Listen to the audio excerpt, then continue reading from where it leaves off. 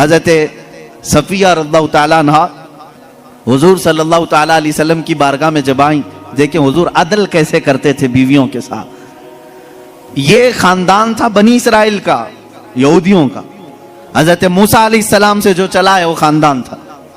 موسیٰ علیہ السلام کی اولاد وہ مدینہ طیبہ میں تھی، انہی کے خاندان سے حضرت صفیہ آئی تھی۔ جب شادی ہوئی تو عورتوں میں آپس میں باتیں ہوتی رہتی ہیں، سوتنوں کے معاملات رہے۔ حضور کی ایک زوجہ حضرت عائشہ ہیں جن کے باپ صدیق اکبر ہیں، ایک زوجہ حضور کی حضرت حفصہ ہیں جن کے والد عمر ابن خطاب ہیں رضی اللہ تعالیٰ عنہ، ایک حضرت ابو بکر کی بیٹی حضور کے نکاح میں ہے، ایک حضرت عمر کی بیٹی حضور کے نکاح میں۔ یہ دونوں ملتی تھیں تو بڑی لمبی باتیں بھی ہوتی تھیں، خاندان ایک تھا۔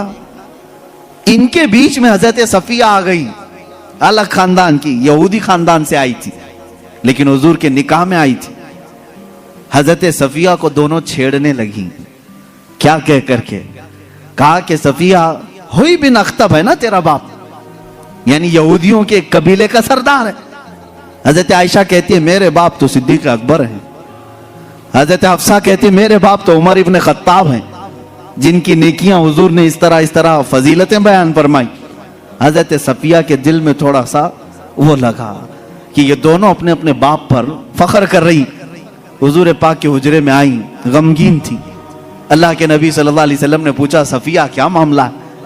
کہا عائشہ بھی اور حفصہ بھی تانا مار رہی ہیں۔ کہا کیا کہا انہوں نے؟ عائشہ کہتی ہے میرے باپ ابو بکر ہیں، حفصہ کہتی ہے میرے باپ عمر ہیں، تیرے باپ تو یہودی خاندان کا سردار ہے۔ حضور نے فرمایا جاؤ اب جواب دو عائشہ کو بھی اور حفصہ کو بھی۔ حضور سکھا رہے حضرت صفیہ کو، کہا کیا جواب دوں؟ کہا جا کے کہنا میرے باپ موسیٰ علیہ السلام ہیں، میرے چاچا ہارون علیہ السلام ہیں اور میرے شوہر محمد رسول اللہ ہیں۔ وہ آئیں فخر کے ساتھ کہا میں اس خاندان سے ہوں کہ میرے آبا و اجداد میں میرے باپ موسیٰ علیہ السلام ہیں، نبی ہیں، اور میرے چاچا ہارون علیہ السلام ہیں، اور میرے شوہر کا تو کیا کہنا سید الانبیاء ہے۔ حضرت عائشہ اور حضرت حفصہ نے کہا ضرور یہ رسول پاک نے تجھے سکھایا ہوگا، یہ بات تجھے حضور نے بتائی ہوگی۔ یہ گھریلو زندگی تھی میرے آقا صلی اللہ تعالی علیہ وسلم کی۔ کبھی ان عورتوں کے درمیان اگر کچھ باتیں آ جائیں حضور پاک اس طرح سے اسے نکالتے جیسے میدے میں سے آٹے کو نکال دیا جائے۔ کبھی تکرار نہیں ہو سکی، کبھی جھگڑے کی نوبت نہیں آئی۔ دو بیویوں والا جانتا ہے کہ اسے سنبھالنا کتنا مشکل ہوتا ہے۔ ہاں ایک عظیم جنگ میں وہ اترا ہوتا ہے، ایک طرف انڈیا ایک طرف پاکستان، بیچ میں بارڈر میں وہ کھڑا رہتا ہے، ایک ہاتھ اس کے پاس ایک ہاتھ اس کے پاس، پتہ نہیں کون سا ٹوٹے کون سا بچے۔ لیکن اللہ کے نبی صلی اللہ تعالی علیہ وسلم 11 ازواج مطہرات کے ساتھ رہے اور سب کو برابر انصاف کے ساتھ رکھا۔ کبھی کسی خاتون سے کوئی جھگڑا یہ کسی حدیث میں نہیں ملتا۔ ہاں ان کے درمیان جو باتیں ہوتی تھی وہ تفریح قلب کے طور پر ہوتی، تفریح قلب کے طور پر، دل کو بہلانے کے طور پر۔ اب آئیں میں آپ کو بتاتا ہوں حضور کی زندگی پاک میں جو بیویوں کا کردار ہے، عورتیں بھی سن رہی ہوں گی، انہیں یہ معلوم ہونا چاہیے اپنے شوہر کی، یعنی ایک مرد کی دنیا میں سب سے بڑی سپورٹر اس کی بیوی ہونی چاہیے، ہر چیز میں، اس کے دکھ میں، اس کے سکھ میں، اس کی خوشی اور غم میں، سب میں عورت اس کی سپورٹر بن کر رہے۔ حضور اکرم صلی اللہ تعالی علیہ وسلم جب اعلان نبوت فرمائے ہیں حضرت خدیجہ ایمان لائی، اپنے مال سے مدد کیا، ساری چیزیں کی۔ جانتے ہیں جب حضور پاک نے حضرت خدیجہ سے نکاح کیا آپ کی عمر 25 سال تھی، ان کی 40 سال۔ سیدہ خدیجہ الکبریٰ رضی اللہ تعالیٰ عنہ کے ساتھ حضور صلی اللہ علیہ وسلم نے 25 سال گزارے، 25 سال گزارے۔ حضور کی عمر پاک 50 سال ہو چکی تھی، حضرت خدیجہ کی عمر 65 سال کی ہو چکی تھی، لیکن اس بیچ میں رسول کریم صلی اللہ علیہ وسلم نے کبھی کسی دوسری عورت سے نکاح نہیں فرمایا۔ ان 25 سالوں میں حضور صلی اللہ علیہ وسلم نے کسی دوسری عورت سے نکاح نہیں کیا، صرف حضرت خدیجہ الکبریٰ کے ساتھ رہے۔ اس کی وجہ یہ تھی کہ یہ عورت عام عورتوں کی طرح نہیں تھی، حضور صلی اللہ تعالی علیہ وسلم کی ایسی سپورٹر کہ رہتی دنیا تک ان کے احسانات پوری امت نہیں چکا سکتی، پوری امت نہیں چکا سکتی۔ حضور پاک صلی اللہ تعالیٰ علیہ وسلم جب مدینہ طیبہ تشریف لائے، حضرت عائشہ نکاح میں آئی تھی. یہ بھی حدیث ہے حضرت عائشہ کی، کہتے ہیں ہر بات پر حضور صلی اللہ علیہ وسلم خدیجہ کا ذکر کرتے تھے. حضرت عائشہ کہتی ہیں کبھی مجھے غیرت آتی تھی اور میں کہتی تھی کہ صرف آپ کی ایک ہی بیوی ہے کیا حضرت خدیجہ؟ ہر بات میں آپ خدیجہ کا ہی ذکر کرتے ہیں. حضور صلی اللہ تعالیٰ علیہ وسلم حضرت عائشہ سے کہتے ہیں عائشہ ہاں وہ اس بیوی کی طرح کوئی دنیا میں آ ہی نہیں سکتی، میں اس کا ذکر ہمیشہ خیر کے ساتھ کرتا رہوں گا. حضرت عائشہ صدیقہ جب کبھی حضرت خدیجہ کے متعلق سوال کرتی، میرے آقا فرماتے جب پورے مکہ والوں نے مجھے جھٹلایا تھا تو خدیجہ نے اپنایا تھا. جب لوگ مجھ پر سوشل بائیکاٹ کر چکے تھے، خدیجہ نے اپنا پورا مال مجھ پر قربان کیا تھا. جب لوگ ہمیں اپنے گھروں سے دور کر چکے تھے تو خدیجہ میرے ساتھ دن اور رات رہا کرتی تھی. حضور صلی اللہ تعالیٰ علیہ وسلم کے لیے یہ کیسی سپورٹر تھی جانتے ہیں؟ غار ہیرا 3000 فٹ اونچی پہاڑی آج بھی مکہ میں موجود ہے. میرے آقا صلی اللہ تعالیٰ علیہ وسلم اپنی عبادتوں کے لیے غار ہیرا جاتے تھے اور وہاں کبھی کبھار 2 دن 3 دن تک آپ قیام فرماتے.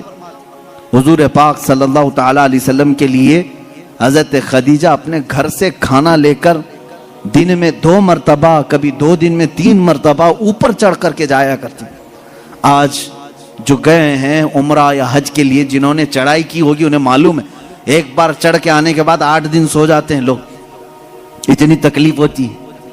بہت اونچی پہاڑی ہے اور ماں سیدہ خدیجۃ الکبریٰ رضی اللہ تعالیٰ عنہا روزانہ اپنے رفیق حیات سرکار دو عالم صلی اللہ علیہ وسلم کے لیے اپنے گھر سے کھانا لے کر اتنی بلندی پر جاتی. اور کبھی حضور صلی اللہ علیہ وسلم اتر رہے ہوتے غار ہیرا سے یا اپنے گھر کے باہر آ کر کھڑی ہو کر انتظار کرتی. لوگ گزرنے والے کہتے ہیں خدیجہ آ جائیں گے تیرے شوہر، ابھی اوپر سے اتر رہے ہیں، تو باہر کیوں کھڑی ہے، چھاؤں میں کھڑی ہو جا. حضرت خدیجہ کہتی مجھے یہ زیب نہیں دیتا کہ میرے شوہر دھوپ میں چلے آ رہے ہوں اور میں چھاؤں میں کھڑی رہوں. جب تک وہ میرے پاس نہ آ جائے میں بھی وہیں سے ہی کھڑی رہوں، اس لیے کہ وہ دھوپ میں آ رہے ہیں تو میں بھی دھوپ میں کھڑی رہوں. یہ ان کی محبت تھی.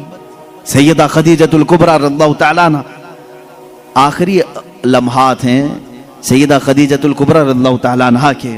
عزیزان گرامی، حضور صلی اللہ تعالیٰ علیہ وسلم کی ساری بیویوں میں ایک خصوصیت حضرت خدیجہ کو یہ بھی حاصل ہے کہ حضور اکرم صلی اللہ علیہ وسلم کے سارے اولاد حضرت خدیجہ کے پیٹ سے ہوئے، حضرت خدیجہ کے بطن مبارک سے. صرف ایک ہیں حضرت بی بی ماریہ قبطیہ کے نام سے، وہ باندھی تھی، لیکن ازواج مطہرات میں حضور صلی اللہ تعالیٰ علیہ وسلم کی بیویوں میں صرف اور صرف حضور کے اولاد حضرت خدیجہ سے ہوئے، باقی کسی سے نہیں. 6 اولاد حضرت خدیجہ کے بطن سے ہوئے. حضور پاک صلی اللہ تعالیٰ علیہ وسلم کے اولاد کی ماں حضرت خدیجہ، بلکہ یوں سمجھو آج پوری کائنات میں پھیلے ہوئے سادات کی بھی ماں حضرت خدیجۃ الکبریٰ. یوں تو حضور کی اور بھی ازواج مطہرات ہیں، سادات کی کوئی اور ماں ہو سکتی. حضور صلی اللہ تعالیٰ علیہ وسلم کی الگ الگ بیویوں سے الگ الگ نسل ہوتی، لیکن رب ذوالجلال نے حضور صلی اللہ تعالیٰ علیہ وسلم کے اولاد کی ماں ہونے کی شان صرف حضرت خدیجہ کے سر رکھا ہے. حضرت خدیجۃ الکبریٰ رضی اللہ تعالیٰ عنہا سے آخری بیٹی سیدہ کائنات فاطمۃ الزہرا رضی اللہ تعالیٰ عنہ. اب سنیے حدیث پاک.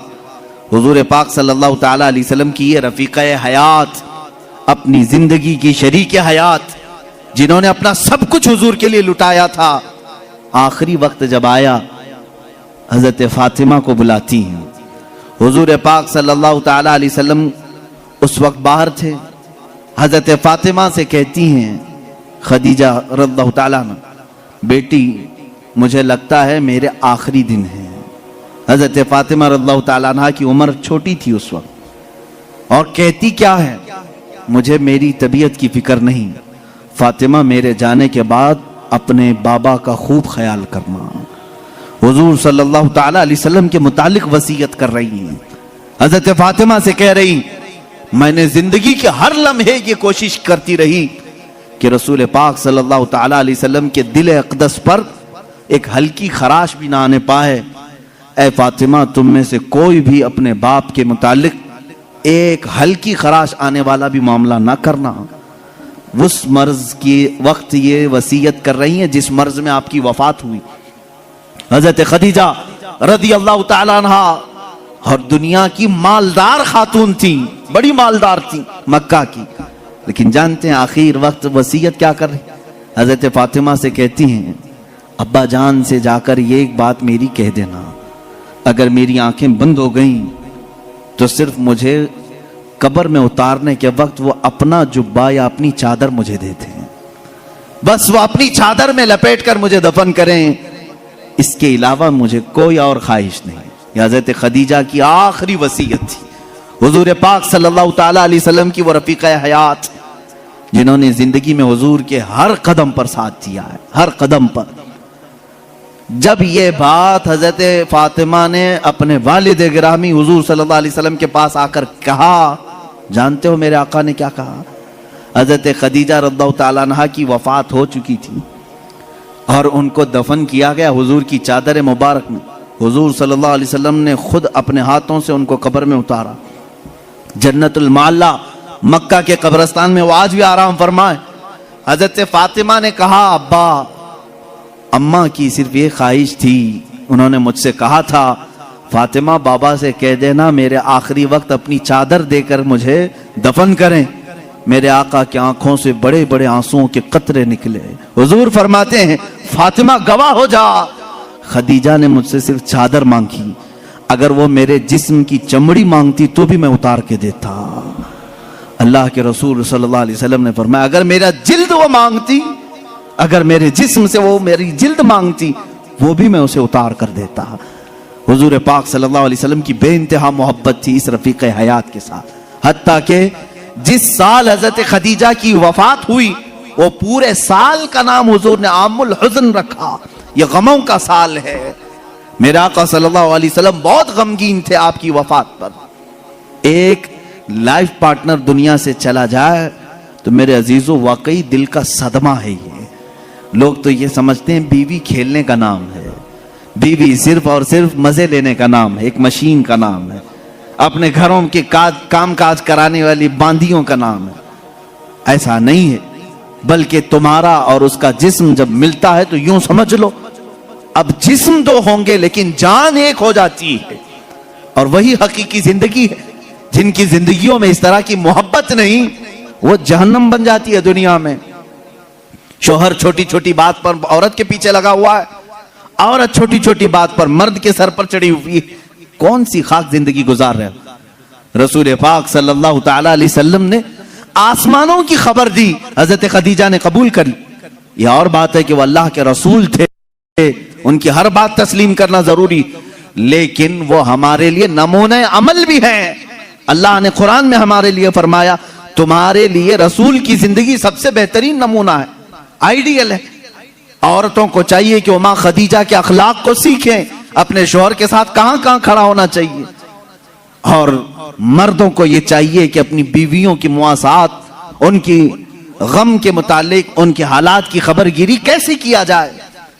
جب بیمار ہو جائے عورت تو تمہارے اوپر یہ فرض ہے میرے عزیز کہ اس کی تیمارداری کرو. آج کتنی بری رسم ہے, کتنا برا رواج, جیسے عورت بیمار ہو جائے اسے بھگا دیا جائے, جاؤ اماں کے پاس مائکے میں چلی جاؤ, جب ٹھیک ٹھاک ہونا تو آ جانا. تم نے اس سے جو قبلتو کہا تھا, نکاح میں قبول کیا تھا, کیا صرف اچھی اچھی چیزیں قبول کیا تھا؟ یہی حال اگر تمہارے ساتھ ہو جائے, نکاح کر لیا, 4 مہینے کے بعد تمہارا پیر سڑ گیا, کیا کرو گے؟ میرے عزیزو, زندگی میں دونوں قسم کے معاملات میں نے دیکھے. بعض وہ عورتیں ہیں جو اپنے مردوں کی معذوری کے زمانے میں بھی ان کے ساتھ لگی رہیں اور وہ جنتی عورتیں ہیں, اور اسی طرح بعض وہ مرد ہیں جنہوں نے عورتوں کی بیماری میں بھی ان کا ساتھ دیا. میں جانتا ہوں ایسے معاملات, میرے سامنے ایک معاملہ ایسا آیا تھا جو دل دہلا دیتا ہے. میں اکثر بچوں سے کہا کرتا ہوں, یہ حقیقی واقعہ ہے میرے عزیز, چند سالوں پہلے کا حقیقی واقعہ.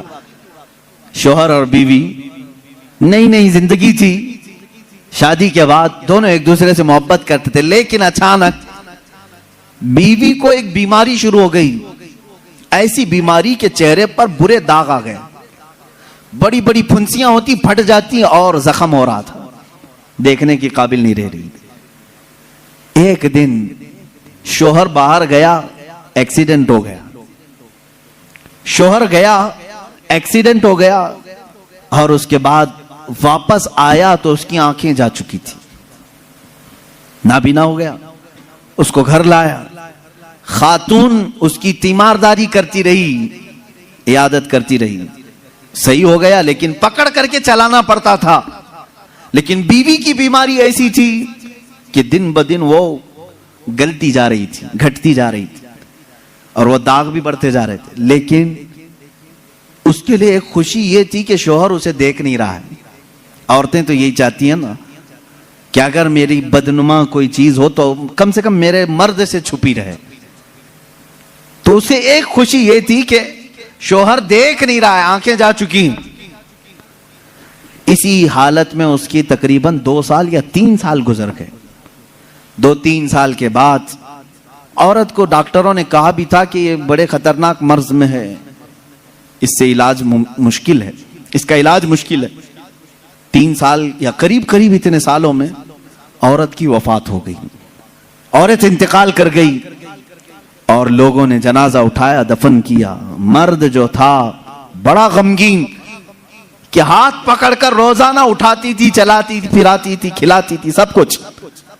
جب جنازہ چلا گیا، لوگ آئے تو دیکھا کہ مرد خود سے اپنے گھر میں اندر جا رہا ہے، برتن لا رہا ہے، گلاس لا رہا ہے، خود سے سارے کام کر رہا ہے، کوئی پکڑنے والا نہیں، سب چیزیں۔ محلے والوں نے پکڑ کر کے کہا تجھے سب دکھ رہا ہے؟ اس نے کہا میں کبھی اندھا ہوا ہی نہیں تھا، میں کبھی اندھا ہوا ہی نہیں تھا، 3 سال سے تو صرف میں نے اندھا ہونے کا ایک بہانہ تلاش کر لیا تھا، صرف اس لیے کہ میری بیوی یہ سوچ رہی تھی کہ میرے چہرے پر بدنما داغ ہے، میرا شوہر مجھے کہیں چھوڑ نہ دے۔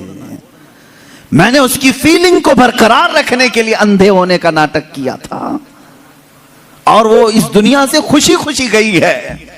بس مجھے اتنا احساس ہے دنیا میں وہ مرد بھی ہیں جنہوں نے اپنی عورت کا دل رکھنے کے لیے 3 سال تک نابینا ہونے کا ایک ڈھونگ کیا، صرف اس لیے کہ اس کا دل نہ ٹوٹے۔ بعض بیماریاں ایسی ہوتی ہیں ان سے تم صرف نظر کر لو، قطع نظر کرو، اور اگر تم نے صرف خوبصورتی دیکھ کر کے شادی کی تو تم نے کسی نفس یا کسی جان سے نہیں نکاح کیا، تم تو صرف اور صرف حسن سے شادی کی۔ یہ حسن 4 دن 5 دن کے بعد ختم ہوگا، تمہارے طبیعت کی اور بہلانے کی چیزیں ختم ہو جائیں گی، تو پھر ناچاکی نا اتفاقی بڑھ جائے گی۔ محبت جسم سے نہیں روح سے ہوتی ہے، محبت اس کے چہرے کے سپاٹ ہونے سے نہیں، اس کے اخلاق و کردار سے ہوتی ہے۔ بہت ساری عورتیں وہ ہیں جن کی عادات سے تم محبت کرو، ان کے اخلاق سے محبت کرو، ان کے کردار سے محبت کرو، پھر دیکھنا ان کا کالا پن کبھی تمہیں احساس بھی نہیں دلائے گا، کبھی ان کا بھونڈا پن بھی تمہیں احساس نہیں دلائے گا، اگر اخلاق کی خوبصورتی اس کے اندر ہو۔ یہ مردوں کے لیے ضروری ہے میرے عزیزو۔ اللہ کے نبی صلی اللہ تعالی علیہ وسلم نے جو حسن سلوک اپنی خانگی زندگی میں اپنی ازواج مطہرات کے ساتھ کیا، میں چیلنج کے ساتھ کہتا ہوں پوری دنیا میں اس کی مثال کوئی نہیں پیش کر سکتا، کوئی نہیں لا سکتا۔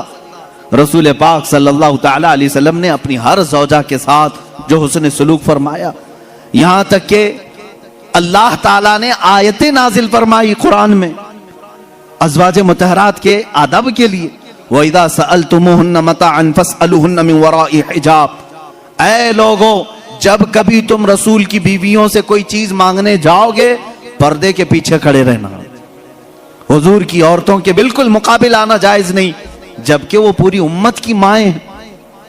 قرآن کہتا ہے وہ امہاتکم، وہ تمہاری مائیں ہیں۔ اللہ تبارک و تعالیٰ نے مومنین کی مائیں انہیں بنایا ہے۔ عزیزان گرامی وقار، رسول کریم صلی اللہ تعالی علیہ وسلم کی یہ ازدواجی زندگی تھی۔ شادی کس طرح سے کریں، کس کے ساتھ کریں، ایک الگ ٹاپک، لیکن میں آپ کو یہ ضرور بتاؤں گا۔ حضور اکرم صلی اللہ تعالی علیہ وسلم نے فرمایا یا معاشر الشباب من استطاع منکم الباء فلیتزوج فإنه اغض للبصر واحسن للفرج. اے نوجوانوں، تم میں سے جس کی استطاعت ہے چاہیے کہ وہ نکاح کر لے، اس لیے کہ نکاح تمہاری آنکھوں کو بچاتا ہے، تمہارے شرمگاہ کی حفاظت کرتا ہے. اور یہ دو چیزیں ایسی ہیں جو بڑی ڈینجر ہیں، آنکھیں بہکتی ہیں اور شرمگاہ زنا کرتی. یہی دو چیزیں ہیں جو انسان کو تباہی و بربادی میں لے جاتی ہیں. اس کا سولوشن نکاح ہے. اور حضور اکرم صلی اللہ علیہ وسلم نے فرمایا نکاح کو اتنا آسان بنا دو کہ زنا کرنا مشکل ہو جائے. لیکن آج الٹا نہیں ہے، الٹا نہیں ہے. زنا بہت آسان ہو گیا لوگوں کو. وہ تھوڑے پیسے خرچہ کر کے کسی بھی عورت کے ساتھ معاذ اللہ رب العالمین منہ کالا کر لیتے ہیں. لیکن نکاح کرنے کے لیے کتنی بندشیں لگا رکھی. آسان کرو اسے جتنا ہو سکے. ہر آدمی اپنے اپنے سٹیٹس اور سٹینڈرڈ کے مطابق نکاح کر سکتا ہے. لیکن ہو کیا رہا ہے، امیروں کی شادیاں دیکھ کر کے غریب بھی یہی خواب سجا رہا ہے میری بیٹی کا بھی نکاح اتنے بڑے ہال میں ہونا چاہیے جتنا اس نے کیا ہے. چاہے تمہاری حیثیت پیسوں کی کچھ بھی نہ ہو، دکھاوا چاہتے ہو لوگوں کو. شادیاں بڑی بڑی کرنا اکثر لوگوں کا صرف اور صرف اس لیے ہوتا ہے کہ لوگ دیکھ کر کے کہیں واہ کیا شادی کیا. صرف اتنی تعریف سننے کے لیے تم اتنے پیسے خرچہ کرنے چاہ رہے ہو. عزیزان گرامی وقار، زندگیاں دیکھو لوگوں کی جنہوں نے مسجد میں نکاح کیا ان کے بھی بچے ہو رہے ہیں، گھر چل رہا ہے. جنہوں نے بہت بڑے 5 سٹار ہوٹل میں نکاح کیا ان کی بھی زندگی چل رہی، بچے ہو رہے. ایسا نہیں کہ 5 سٹار ہوٹل میں شادی کرنے کے بعد سونے چاندی کے بچے پیدا ہو رہے ہوں اور غریب گھر میں شادی کرنے والے کو صرف انڈے آ رہے ہوں. ایسا تو نہیں، سب کی نسل چل رہی ہے. شادی کے بعد کی زندگی پر تو کچھ بھی فرق نہیں ہے، صرف اور صرف شیطانی دکھاوا ہے. قرآن کہتا ہے ان المبذرین کانوا اخوان الشیاطین، جو فضول خرچی کرتے ہیں وہ شیطان کے بھائی ہیں. قرآن کہہ رہا ہے شیطان کے بھائی. ہاں میں آپ سے کہوں گا، آپ کو اللہ تعالیٰ نے مال دیا ہے، جتنا مال دیا ہے آپ مال کے اعتبار سے اپنی شادی اچھی کرنا چاہیں، اجازت ہے، اسلام میں جائز ہے. آپ اللہ کی نعمتوں کا اظہار کر رہے ہیں. لیکن ان لوگوں سے میرا یہ سوال ہے جن کے پاس ہے نہیں، قرضے لے لے کر کے دکھاوا کر رہے ہو. کیا ضرورت ہے، کیا ضرورت ہے؟ اگر لوگ تمہیں کہتے ہیں کہ ارے بہت چھوٹی شادی کیا تو لوگوں کو کہنے دو، اس لیے کہ شادی ان کے لیے نہیں کیا، تمہارے داماد کے لیے، بیٹی کے لیے کیا ہے. میاں بیوی جب دونوں راضی ہیں تو ان دونوں کے متعلق کیا تمہارا ٹینشن ہے، کس بات کی فکر ہے؟ عزیزان گرامی وقار، حضور اکرم صلی اللہ تعالی علیہ وسلم نے جن کی شادیاں کی ہیں کن باتوں پہ کی؟ ایک نوجوان صحابی آئے، کہا نکاح کی خواہش ہے لیکن کون نکاح کر کے دے گا مجھے؟ حضور نے فرمایا میں ایک انصاریہ سے شادی کرتا ہوں تیری. ایک انصار صحابی کی بیٹی ہے، لیکن مہر کچھ نہ کچھ لے کر کے آ. ایک چاندی کی انگوٹھی تو مہر میں لے کے آ. انہوں نے کہا اتنی قیمت میرے پاس نہیں ہے. حضور نے فرمایا ولو خاتمن من حدید، جا لوہے کی تو ملے گی انگوٹھی، لوہے کی انگوٹھی لے کر کے آ، میں اسی مہر پر نکاح کر دوں گا. وہ گئے اور انہوں نے کہا حضور لوہے کی انگوٹھی لانے کی بھی طاقت نہیں ہے، میرے پاس ابھی کچھ بھی نہیں. حضور صلی اللہ تعالی علیہ وسلم نے فلاں انصاری صحابی کی بیٹی کو بلایا اور کہا میں تیرا اس سے نکاح کر رہا ہوں. وہ راضی تھی. کہا آقا آپ کی مرضی. اب اس صحابی کو مہر تو کچھ تو دینا تھا. حضور نے پوچھا ہل معک من سور القرآن، کیا تجھے قرآن کی کچھ سورہ یاد ہے؟ اس صحابی نے کہا قضا و قضا یا رسول اللہ، ہاں آقا یہ سورتیں یاد ہیں مجھے.